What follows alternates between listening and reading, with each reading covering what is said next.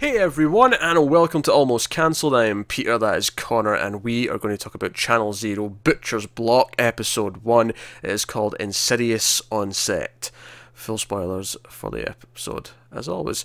I doubted myself there because it's Episode 1, because it's an anthology show. Yeah. But Do we do a spoiler-free bit on this? I can't remember what we did last season. I can't remember what we did either. I think we did a spoiler-free section. We'll do spoiler-free for a bit, right? We'll give you a warning before spoilers. Right, We're backtracking already. We're 30 Yeah. seconds in. I'm not sure what we did last time, because obviously we only usually do it for pilots and premieres of new shows, but with an anthology where each season's a new thing, maybe it's worth a little bit of, I don't know. You could be jumping onto this show. You could be going, hey, it's a new season, it's a new story. Should I check it out? How likely is someone to click in this though? If they're like, if they weren't interested in the first two, like, I feel there's a very narrow margin of people who will actually go looking for a review of the new season before they just try it. There might be, yeah. Because I feel like the most likely option is that they've heard the first two were good, they see the new one start and they think, oh, I'll jump on this new one because it's new. Yeah, it could be although they liked the first season, didn't like the second one, and then we're like, oh well, I'll see how this one is. Yeah, that's possible. Anyway, so this is the third season of Channel Zero. This one came quite quick because there was a year between the first two, which is normal, obviously.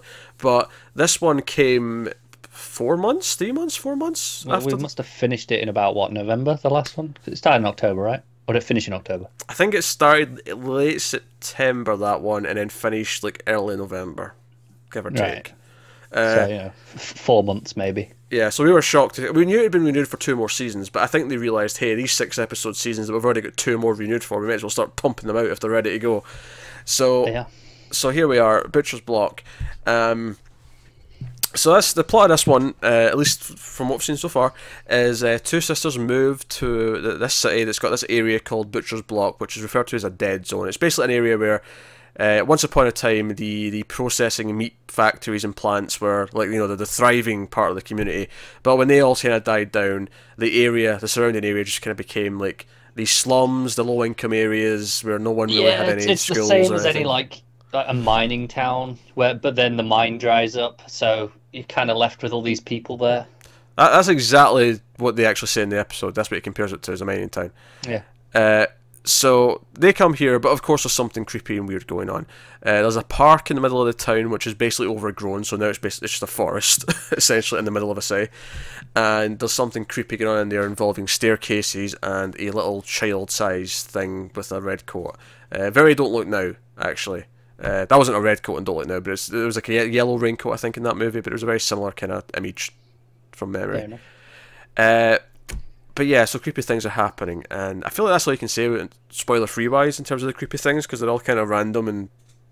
Yeah, they don't necessarily connect so much right now. Yeah, I think the main thing to note is that it's there's people going missing. Like, there's people Yes. from the surrounding area going missing, and that's a whole big thing. But typically from this butcher's block, because so no one really cares. Yeah, it's from this particular area. Anyone who wanders in there at night, in particular, seems to be vanishing.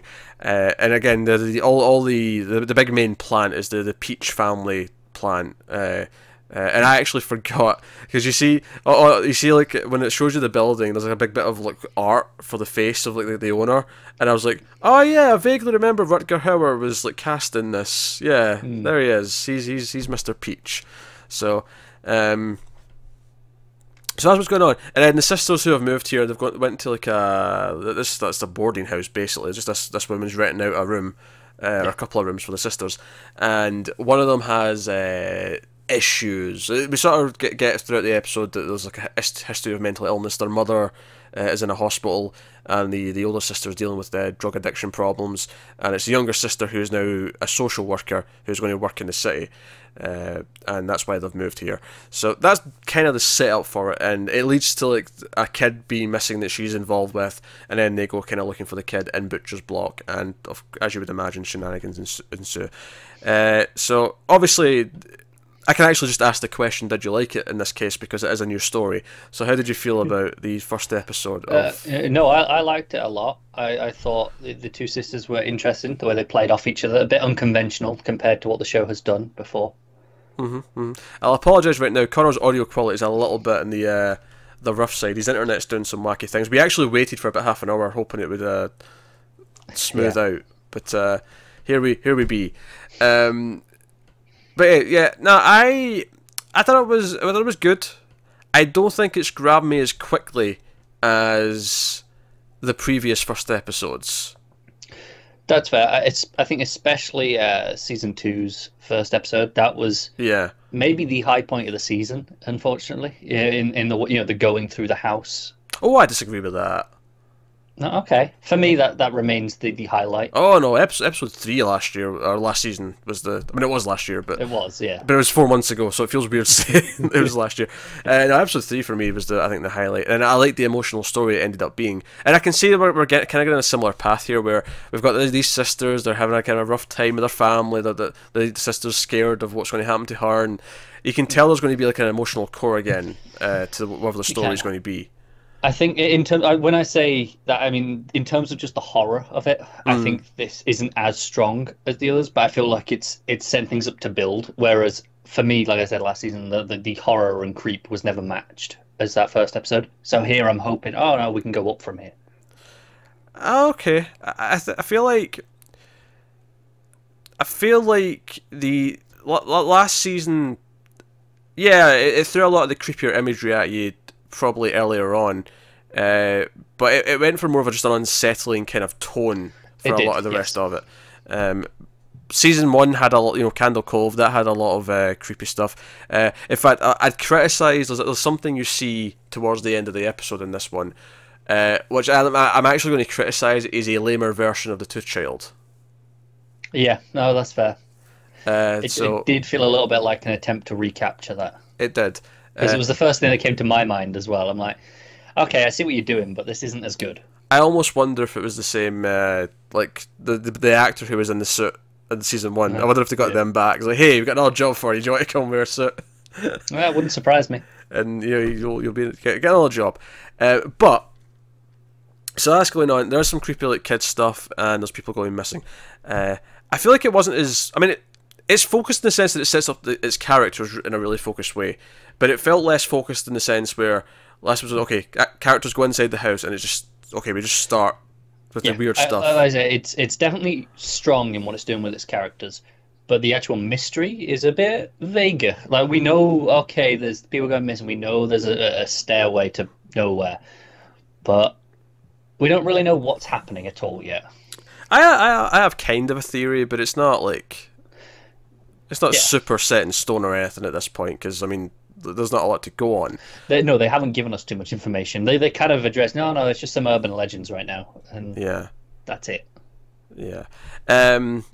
So no, that I mean, to sort of give the spoiler-free kind of thoughts on it.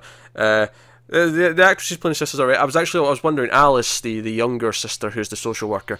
I was wondering what I'd seen her from before, because there was something very familiar about her. She was actually the younger sister in It Follows. She looked very different because she had like bigger hair and she had like glasses on the whole time. But I knew I recognised her, so that's what she's from. Obviously, Rutger Hauer's in there. The other sister, when I looked her up, she was in an episode of Community and she was credited as Girl. So clearly, I don't think she's had any meaty roles. No, I'm just looking now because I felt like I recognised her more than the other one. I'm just looking here. She was in Teen Wolf, which I've never watched, but my girlfriend watches it, so I'll have just seen her in that at some point, probably. Yeah, maybe. Yeah, that's. She seems to have a main role in that, so. Yeah. But yeah, so that's kind of the setup, and that's what the episode is. I'm curious. I like the setting. I like the whole idea of the sort of area that's became kind of dead. Because of the business that made it thrive in the past is just gone. It's very Texas Chainsaw Massacre.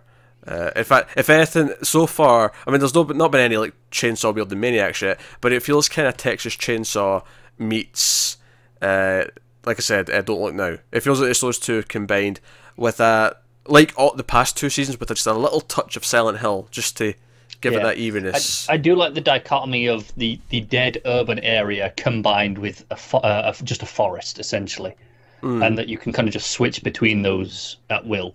I feel like there's something they can play with there quite nicely. Yeah, no, there's interesting things to play with. Like I say, it didn't capture much the last pair of premiere episodes. I think last year especially, but then season 1 as well. I think the Tooth Child, there was more like, oh man. In terms of the horror and the mystery and grabbing you, absolutely. I think this might be the strongest in terms of the characters, though. Yeah, probably. That's probably true. But funnily enough, I don't think that's as... Like, it's not as inherently interesting, is it? Yeah, I think the characters ended up being really strong in season 2. I really liked the characters, and I liked where the story ultimately went. But I think they made the right choice in grabbing me with the style and the horror first, and then letting them develop. This, by its nature, felt like it was more drama for a lot of the episode, and then some creepy stuff towards the end. Here and there, yeah. I mean, it wasn't all towards the end. There was some stuff sprinkled throughout, but the most standout horror moment was by far towards the end. It was. So with that, I will give a spoiler warning. So full spoilers for the first episode of season 3 of Channel Zero, which is Butcher's Block. So yeah, the standout horror moment was by far. So early on in the episode, Alice from our co-worker, who's like sort of training her in the area, like tells her this story about people going missing in the park, and how there's these like rumours, there's these myths and legends of staircases to nowhere, and you shouldn't look at them, you shouldn't hang around, you should turn away and go the other direction, and whatever you do, absolutely do not go up the staircase. Yeah. You run. But Zoe like sees the little creepy kid with the red jacket, and it's got like a mask on, at least it looks like a mask, and she thinks it's the missing kid that they're looking for, the kid that went missing when she was on the social call, because the sisters go out to Butcher's Block, even though she's been told do not go out there alone, and certainly not at night. But Zoe, not knowing what the kid looks like, think this might be the missing kid, young Lizzie maybe, whatever her name was, and she chases her off into the park, and the staircase is there. And when she gets in, the child is eating something, and when it turns around, it's got this like evil baby face. Yeah, and that's a pretty good moment. Yeah, and by far that was the standout moment for me of the episode. That was this is creepy as shit. Like, yeah, I did like the start when she's being told the story of the staircase, and the little kid's got the the meat tenderizer hammer. Aye, the little meat mallet. Aye. Yeah, and just charges at the guy. I'm sure there's probably a technical official term for that. Tenderizer. The hammer. Is that it? Yeah. Okay, sure. Well, I don't know. You're making me doubt myself now. I thought that's what it was. Yeah, well, I don't know what the official term is. It's a meat mallet, as far as I'm concerned. But but when he just charges it with it, that's pretty effective. As well as like it links it to the butcher's stuff. Yeah. Well, of course, yeah. I expect some butchering to be going on. Because my theory right now is that, because obviously the landlady, who's a bit eccentric, has been investigating things because her brother went missing years ago, and just kind of disgruntled and like, hate you people, I don't want kids, go away. I think that stuff's going to be a bit too obvious. Of I don't want kids, I don't like kids, and then it's like, but by the end, she'll basically be the surrogate mother. Oh sure, yeah, probably. I didn't really think about it, but that's probably true. But she's explaining, there's people, there's rumours of these people showing up, like people seeing like all the family members, but they should all be dead by now, and they shouldn't look the same age. And obviously, this is where we get the sort of backstory for Rutger Hauer, where he's like, Joseph Peach is the head of the whole thing, and he was maybe a bit of a sick bastard who was really into all these awful things. And of course, at one point, Alice ran into him in the woods at night when she was trying to find the kid. And it was just kind of cryptic and sort of pleasant almost, in a creepy kind of way. Yeah, he talks about how there's two worlds. There's the one that you see and the one that he remembers. Yeah. And then at the end of the episode, of course, Zoe, after being terrified from her encounter with the staircase and the kid, and then of course the meat demon, I'll call him. Sure, why not? So good a name as any. I mean, technically, until you see his head, I'd be like, oh, he's just kind of like a strip, like, as if the skin's been ripped off someone. But then the head's got this weird kind of like bit. Yeah. And I'm like, oh, that's meat, I guess. But yeah, so that was a little bit of a thud for me, because it was like, okay, the Tooth Child was better. The thing is, it looks fine. It does. But it's because they've already done this creepy thing with the Tooth Child, which was much better. It looks okay. I wouldn't like I said, it looks fine. It's not good, but it's fine. It works. But yeah, the kid it's was much more creepier. underwhelming because of that. Yeah, the kid was by far creepier. But Rutger Hauer shows up at the end as well with a bus stop. That's kind of the end. Where did you notice how he phrased it? Where he's like, "Oh, my name's Joey. What's your name?" She's like, "I'm Zoe." I'm like, "Well, that rhymes." And then he goes, "Well, it's nice to meet you." Yeah. I can't wait for the glorious puns. Meat puns are plenty. I cannot wait. There has to be, and if they don't, it's a missed opportunity. So my theory right now, anyway, is that obviously there's maybe some interdimensional things going on, or like again, world you see, world you don't. Like it's another plane of existence, but they kind of pop out into the real world at times. That whatever. I think they are feeding on all the people who go missing. Like they're the forgotten, or the people that no one cares about. You know, the people who aren't going to be cried over or really looked into. They're making them into burgers. It's essentially, yeah, they're eating them. Well, I say eating them. They're feeding on their souls, or whatever you want to put it. Like, except when we visually see that, it'll appear as actually having meat chopped up. We're going to have the big, cleaver. We're going to have all that. I have no doubt. That'll be the fun stuff once we get into all that, I think. Yeah. So are we thinking Zoe goes missing then, and then Alice has to try and find her? Is that the? Yeah, probably, because Alice is the one that's worried about everything happening to her, and maybe this will be a trigger, and she'll think it's a trigger, and she'll panic and overreact because of it. And then when she starts investigating and seeing all these crazy things, she'll think it's because she's going insane. Yeah. Well, because I mean, we already see that Zoe's thinking that, but she thinks it's because she's off the meds or whatever. So yeah, they'll be playing with that. I'm curious to see how that develops, like, because obviously we had such a good character story at the core of No End House, where it became this thing about this friendship kind of reigniting because, like, so I'm curious to see how they bond over this, and how this maybe helps their fears and helps them get a grip on reality. I think that could be potentially the season's biggest problem, in that it might feel derivative of season 2, because they're sisters this time instead of friends, and they've got different issues. But I feel like the end game is ultimately they're going to become closer. I can see one of them dying. Okay, no, I mean I'd be happy for that. I think, because that would be more interesting. I don't know. I can see, like, I can almost see Alice sacrificing herself for Zoe, and Zoe kind of getting stable because of it, and like sort of like taking it to heart and having that experience kind of inform who she's going to be or whatever. I definitely think that's the more interesting option. I just worry that I can see the potential for them to go down the same route as. I can see it as well. No, I can see it as well. I'm suggesting other things because I find it hard to believe they would just do the same kind of. That's the thing. Good writers will have gone, "Hey, we just did that. We'll do something different," and maybe they're just leading this on now, and so that they can subvert expectations, make us think it's going to be derivative, and then go, "Oh no, look, it's something completely different." Yeah. But hey, so that was basically the thing. I did like the moment where both Alice and the social worker guy get like trapped in the room, and there's just a scream, and then both the mother and the daughter are just missing. I like that moment. I'm not sure how I feel about the cops, who are kind of comic relief. Yeah. Well, at least the one guy is the guy with the big sideburns. He's comic relief. Yeah, but the cops in general, they're just they're overplaying the dead area a bit of, we don't care. They've just done a runner. You've got two social workers here going, no, we heard her scream. And then we're going, and they just go, whatever. Oh yeah, no, I get the point of the scene. The point of the scene is that even the police don't really care about this area. No, exactly, I get it, but I think it's a bit overdone. Yeah. The main cop was because the social worker's like, as in, like, because he sees his name, he's like, oh, that name? He's like, oh yeah, he's my father. Yeah. And I'm like, oh, who's his father? What? Who's he related to? It's a big deal around here. Yeah, we don't really learn, do we? Yeah. I'm glanced. Oh, it doesn't actually tell him in the credits. I see who his father is in the credits in terms of his name.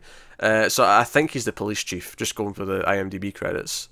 Alright, fair enough. So presumably he's just well known in the town for that reason. Makes sense. I feel like there would be. It seems to be a relatively small town. Yeah.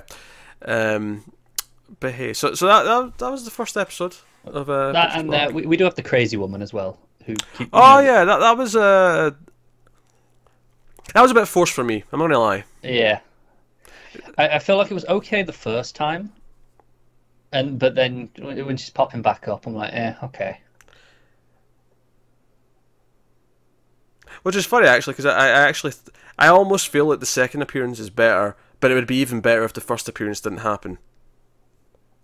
I agree. Because they do this whole thing when she comes up and they think it's the landlady and it's not her, and she's like, "Oh, do you have scissors?" And she keeps asking for scissors, and it's like, that's really weird. Why is she asking for scissors? Clearly Yeah, she's she's like, I deranged. want to cut off the bandages, and obviously she's wearing gloves, but Yeah. nothing. And when she shows up later outside the house that the kid went missing from, she's got like blood all over her arms and wrists, and she's like, "I cut the bandages off. It's fine." And then she says, "Hey, why are you why are you all tied up like that?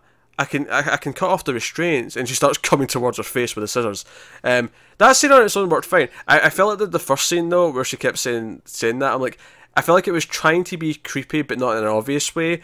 But it was so transparent that it felt too obvious. And anyway, Yeah, if that makes sense. That's the thing. I liked the first part where they just think that she's the landlady. The scissors bit, I can take a leave. The second part, I think, is actually a really good moment, but it's ruined by the earlier part. Yeah, it's kind of strange.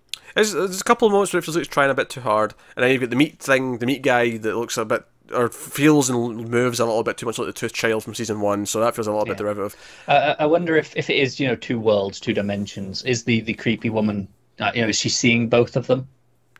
That'd be interesting. So, she's tied up because all right, they've marked her, they've got her picked off already, basically. That would be more interesting than she's just crazy. Yeah. Same with like if all the crazy things that like various characters are seeing, if that's just glimpses of the other world rather than just people going insane. Yeah, that'd be more interesting, I think, and it would make us, it would mean it would give us a grounded set of rules, even though it seems kind of haphazard right now. Yeah. Which I'd like. I like rules when it comes to these sort of supernatural things. That said, horror can get away without as many rules sometimes, because if it's just creepy enough, it can. Yeah, it doesn't really matter, does it? As long as it works. Yeah, to a point. Some stories. You are a stickler for rules in most of your media, though. Well, no, because only when it comes to science fiction and supernatural stuff. Yeah. Because other stuff just has normal life rules. That's true, but I'm referring to things like when we're in horror, where a lot of it is supernatural. You like rules. I like rules. They can be anything you want, as long as there's rules. As long as they're consistent with themselves, yeah. Yeah, if it feels like they're just throwing things around and there's nothing, it's just oh no, we just had this happen because we felt like that'd be a cool scene. Okay, but why is it happening? Well, does that jive with everything else we've seen of said villain or whatever? Like, and that's the thing. So far, everything feels random. It doesn't contradict anything. Like nothing works against anything inherently, but it's just a lot of different things right now. Yeah, but I can kind of see how it can come together. Yeah, it doesn't feel like random in the sense that they're just throwing out shit at the wall and seeing what sticks. No. It feels like no. There's a game plan here. We're just kind of like starting to scratch the surface. We're not seeing what the game plan is yet, which is I think different to the previous seasons where we kind of knew the rules a bit more going in. Did we? I feel like we did. I feel like we're knowing house. Okay, we know that this is the house. We know this is what it does, and we kind of figured that out quite quickly. With the first season, but it wasn't the first episode. It wasn't until episode 2 where we really got the whole we're inside this fake world and all that stuff. That was episode 2. We really kind of started to latch onto that. No, okay. I thought it was the end of the first episode, but maybe I'm misremembering. Nah, because I remember there was a debate at the end of the first episode as to like, are they in the house, are they out the house? But we didn't have like a clear set of like, okay, what are the workings of this? That's fair. Whereas season 1 was much clearer. Where no, there's a TV show. Okay, it's clear what's going on here. That was a bit more obvious from the offset. I feel like clear doesn't mean what you think it means, but go on. Well, how does it not? Because it's too weird to be clear from the get-go. Oh no, the imagery of the Tooth Child and things were too weird to be clear, but the actual goings-on to do with the TV show itself were a bit more obvious at the time.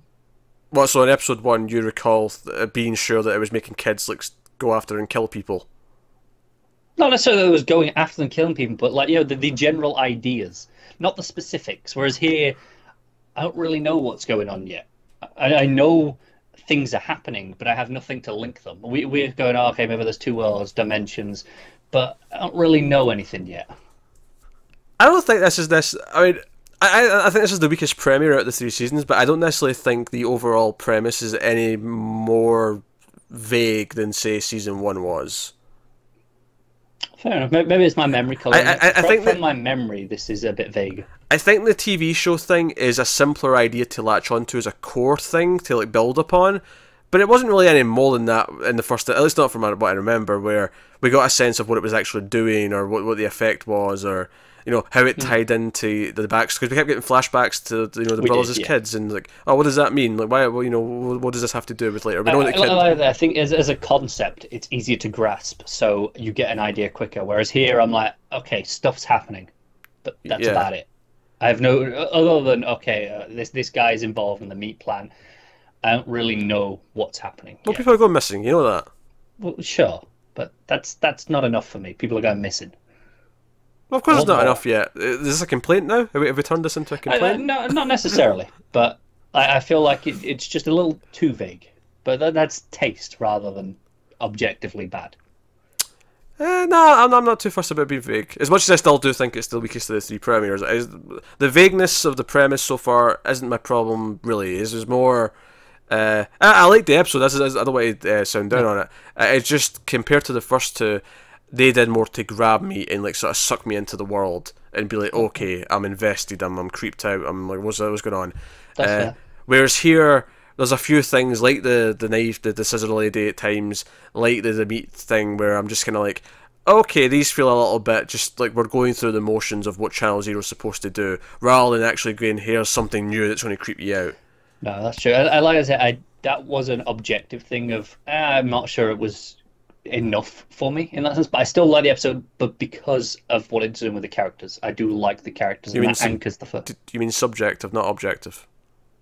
Yeah, I do. Yeah, because that's... I got it right a minute ago. Yeah, but I'm just pointing out because someone's going to comment saying that made no sense. You're right, it didn't. I got so caught up in my previous sentence that I got the wrong one. But my point was, I like the episode because of the characters and the moments of horror that do work, but it's not quite enough yet. Yeah, but hey, we'll see what episode 2 brings next week. Yes. But it does have some of those creepy vibes. It does have some really cool moments. It's just maybe not hitting it as out the park as quickly as season 2 or 1 did. But we'll see. We'll see how it goes. So that is us. That is me. And over the old phone is Connor, because that's kind of what it sounds like a little bit. Has it been that bad the whole time? It's been up and down a little bit. It's not been... I really don't know what the problem here is. It's really annoying me that I can't just fix it. At its best, I can still kind of hear a little bit of distortion, a bit of that digital distortion to see the bit rate's a bit low. I don't know what's going on. We were planning recording something else right after this. We might push that till later just to let your internet... Yeah, I think we might have to. ...clear up and whatnot. But hey, if anything sounding like you're coming through an old phone, it's creepy. It adds to the vibe. Adds to the vibe of Channel Zero, why not? But hey, so that is Channel Zero, Butcher's Block, episode 1. Let us know what you thought of the episode in the comments below. Like and subscribe, all the usual stuff. Get us on Twitter at mailed_fuzz. If you want to support the show and the channel, head over to patreon.com/mailfuzztv. There'll be a link in the description. You can do that. But otherwise, that is us. So thank you once again for watching. We'll see you next time. Keep watching TV. Have you got any vanilla?